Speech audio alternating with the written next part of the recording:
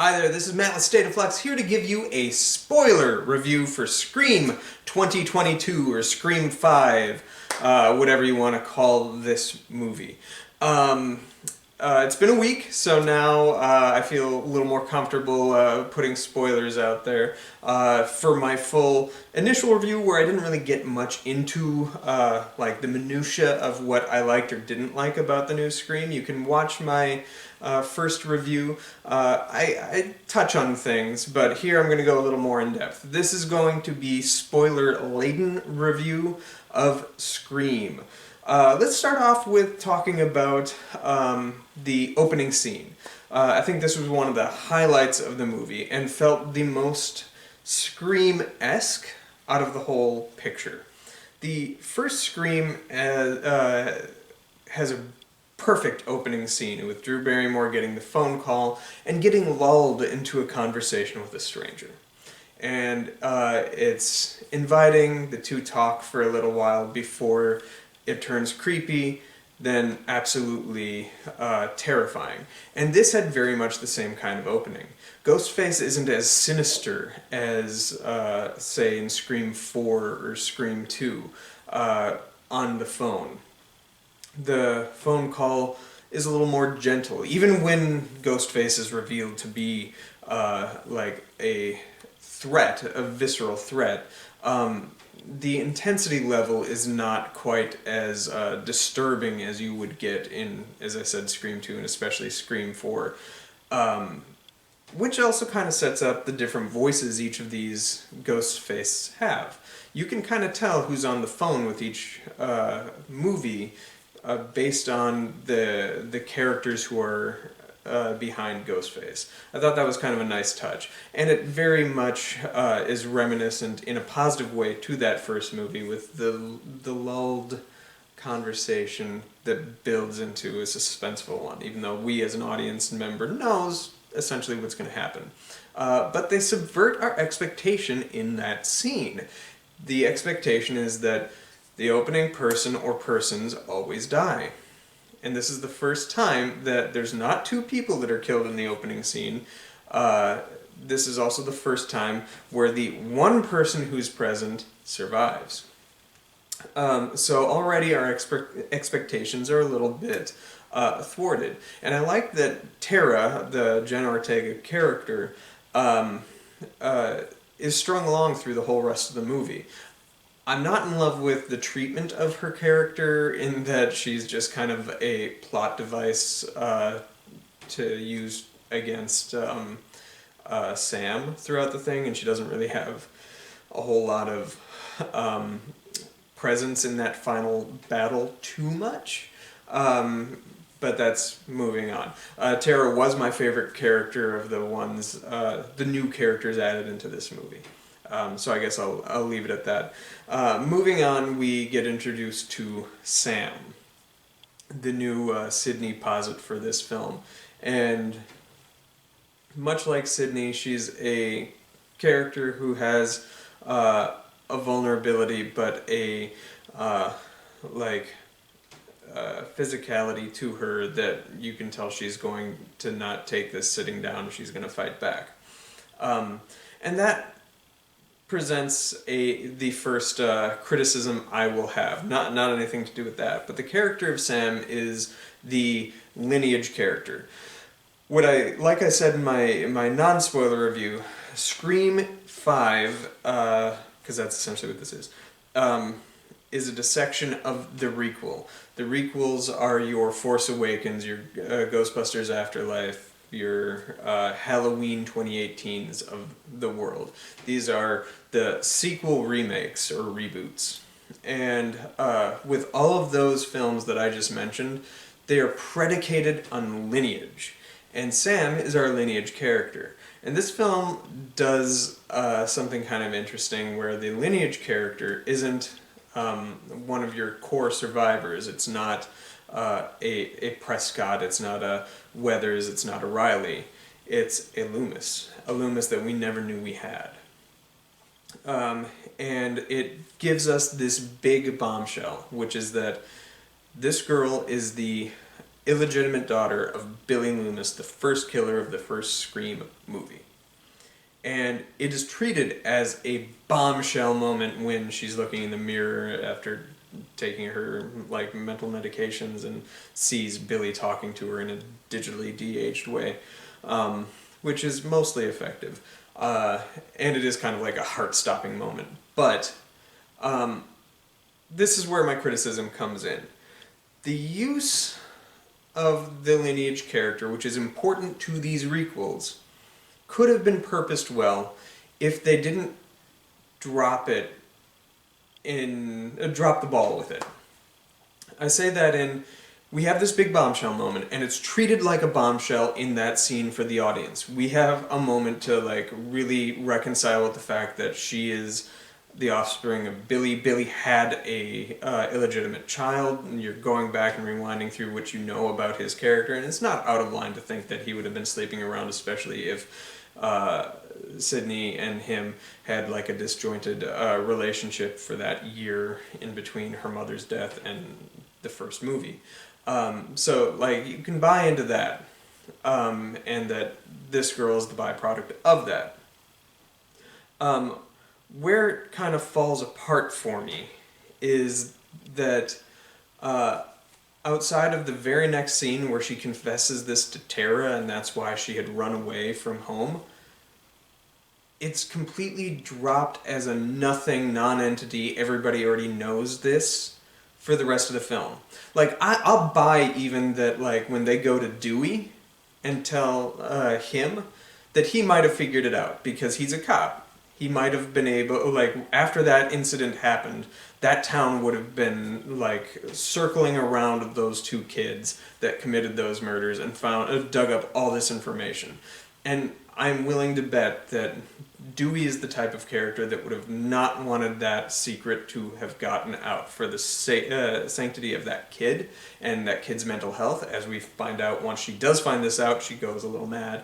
We all go a little mad sometimes.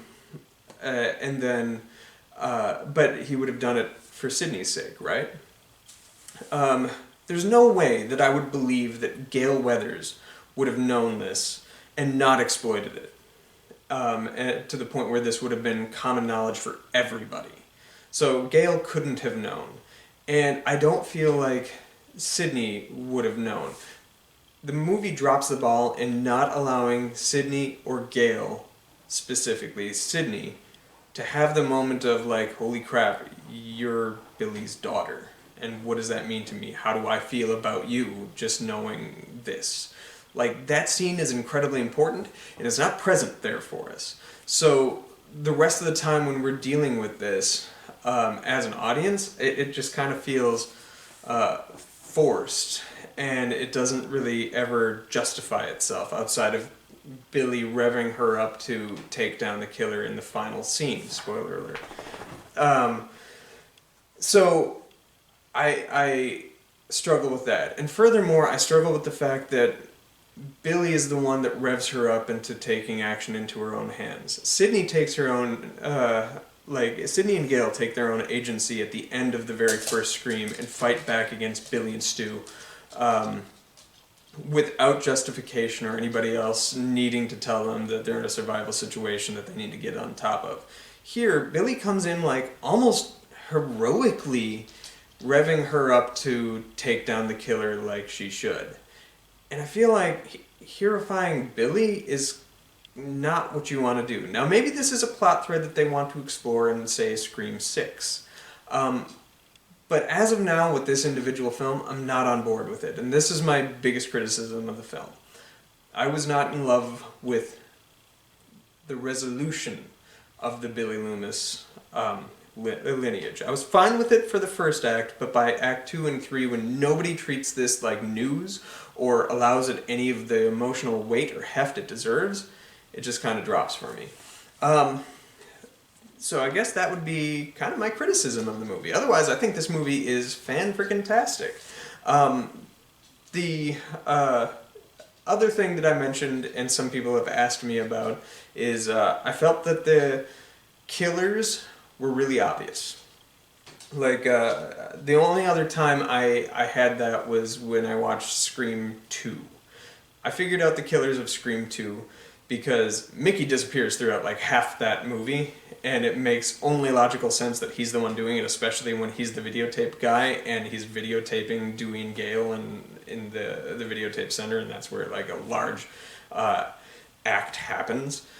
And then just assumed, I didn't know that it was going to be Billy's mother, but the fact that Laurie Metcalf, who was a rather prominent TV actress of the time, was in this nothing role, I assumed she probably had something to do with it as well. And it turns out she did, and she was amazing in that movie. Props to Laurie Metcalf. That woman deserves an Oscar. I know she's been nominated, but damn it, let's give her one. Let's turn back to 1997, y'all. She was not nominated for Scream 2. She was nominated for Lady Bird.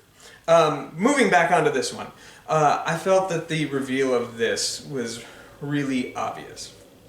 The whole template of this film is that it is built on being a essentially remake of the first movie. So right off the bat, I was like, I wonder if it's going to be the boyfriend. And there's a lot there to tell you that it's probably him.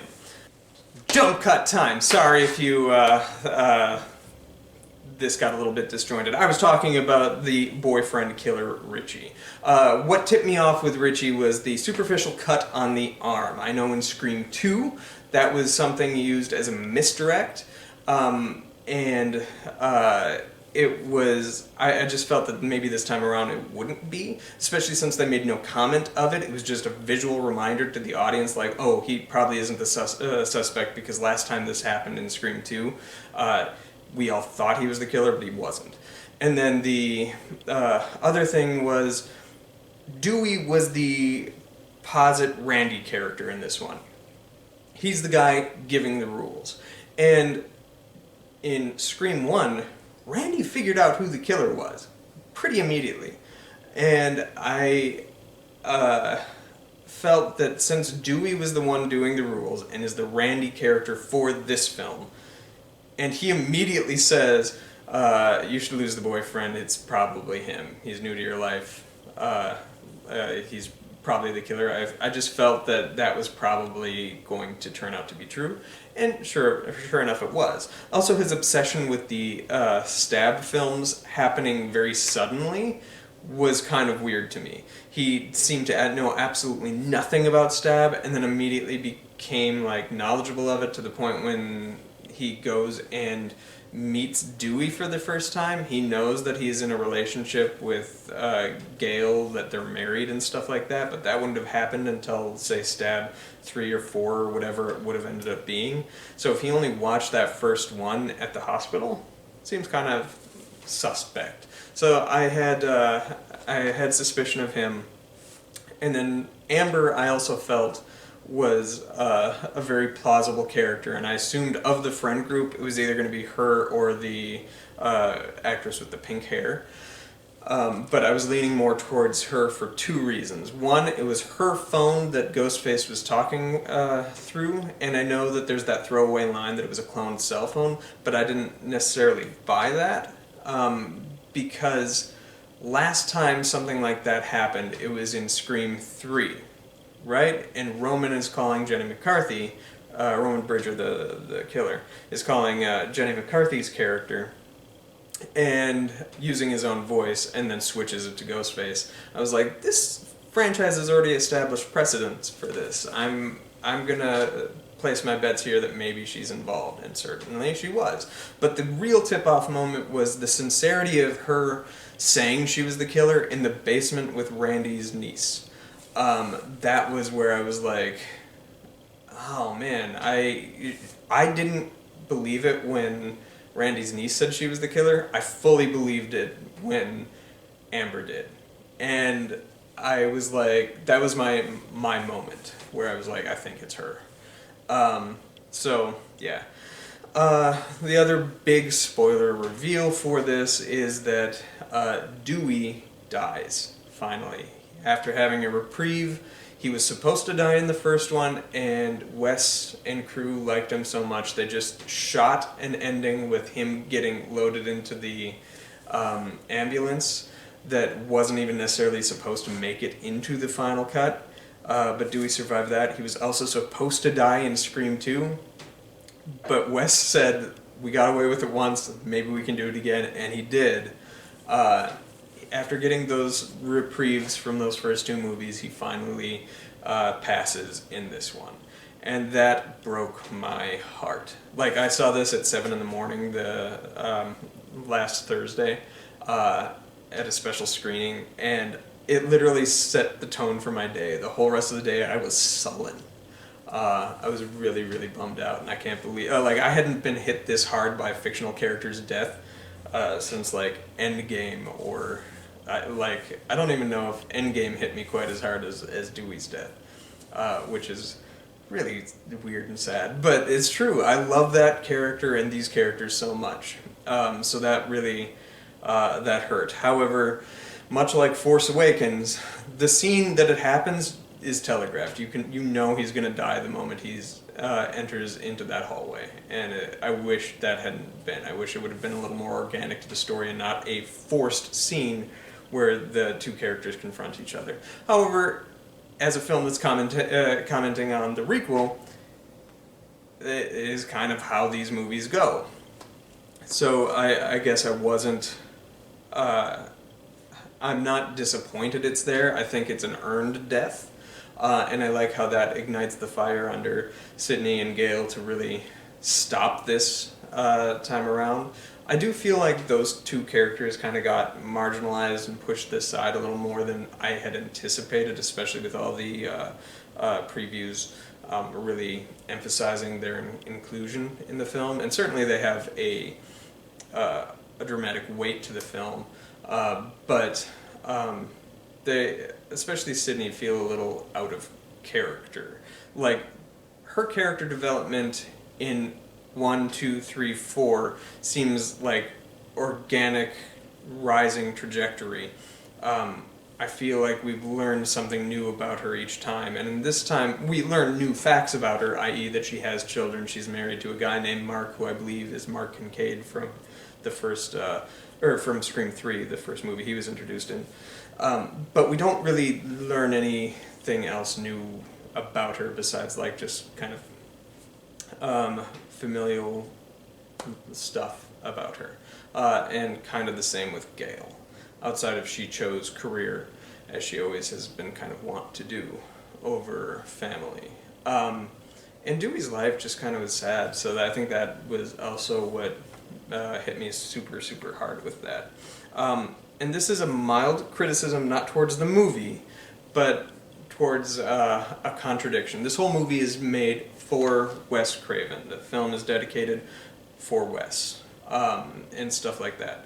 The one thing that he said multiple times over, the reason Sidney, Dewey, and Gale all survive Scream 4 was because of him. That wasn't necessarily the case in the original screenplay, but he has said in interviews that he would not, as long as he was making these movies, let any of those three characters die.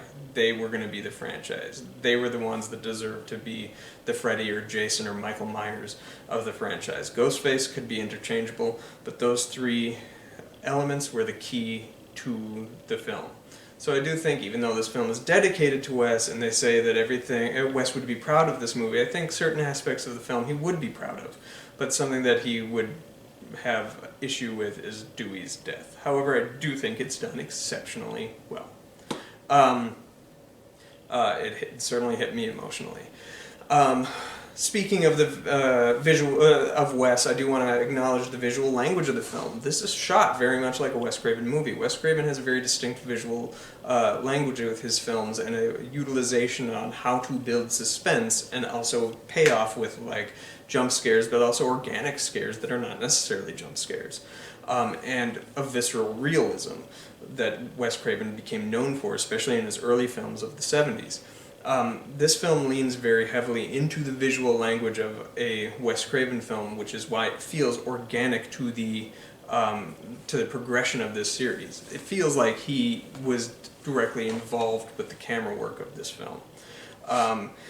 None more so than the scene where 13 Reasons Why kid slowly is getting stabbed in the neck and stuff. That just felt like a scene from Last House on the Left. The amount of uncomfortable honesty that camera had with the two characters just looking into each other's eyes, and that's something that he wanted to accomplish with the very first Scream. When Kenny gets his throat slit, there's a moment where he looks into his eye, the Ghostface's eyes, that was cut out of the film to earn it the R rating instead of NC-17. I feel like this was sort of paying that back, getting the inclusion of that. There's also other visual quotes throughout the film that impress me. The moment that they talk about Alfred Hitchcock and Psycho, there's a jump cut to the kid getting into the shower with an exact replica shot of the shower head that looks like it could have just been lifted straight out of Psycho. I loved that. Amber the killer is one of the Manson family in Once Upon a Time in Hollywood, and I laughed so hard when she got lit aflame because of I'm like, this poor girl twice now, 2 movies back to back, this happens to her. I guess shouldn't be a maniac anymore. Or you will be lit aflame. I hope that's like her trademark, and that they find a way, like if she's in a rom-com, they find a way to light her aflame by the end of it. Am I missing anything else? I liked some of the other characters. I mentioned the 13 Reasons Why kid. I can't remember his character's name, but he was the son of the Marley Shelton character, and I really liked his character. He had sort of fun quality to him. And then I liked her character from the 4th one. She was a little more toned down than she was in 4. In 4, she was either insanely sinister or really goofy and poppy. I thought she brought a good energy to that film, and I like that she carried over into this film, but she also had an impact on this film and whatnot. One thing that I can't criticize this film so much is the hospital, the use of the hospital, because this is my complaint about Scream 4. It just carried into this film. The hospital is so underlit. Like, no hospital is lit that dark and has no staff, but that happened in Scream 4, so I feel like that was just kind of already established in this world, that the hospitals have the hospitals of Woodsboro have no presence whatsoever and can allow serial killers to just travel through and commit heinous crimes. Yeah, so let me think now. I was talking about characters I liked. I liked the 13 Reasons Why kid. I liked Randy's nephew and niece. I thought they were kind of fun, and I'm glad that they both survived it in true Randy fashion. Family lineage lives on. And I liked the cameo that they brought back, his sister from Scream 3 as their mom. That was kind of cool. And Kyle Gallner is in this for almost no reason other than to just get Kyle Gallner to appear in your movie, but he's a great actor, and he's committed for his 2 scenes. I would like to see that dude act more. He's super good. But let me know if I'm missing anything. I really like this movie. I give it a very firm 3.5 stars. It's not as it's on par with Scream 4 for me. If I were to do a ranking, it would be in last place Scream 3, in first place Scream firmly, Scream 2 just a little ways behind, and then this one and 4 are kind of interchangeable. The highs of 4 are some of the highest of the whole franchise, but 4 also has some of the most problems I have with any of the Scream movies, even more so than Scream 3. This movie has fewer highs and lows. It's consistent. So I have a want to put this ahead of Scream 4, but I guess we'll see with repeat viewings.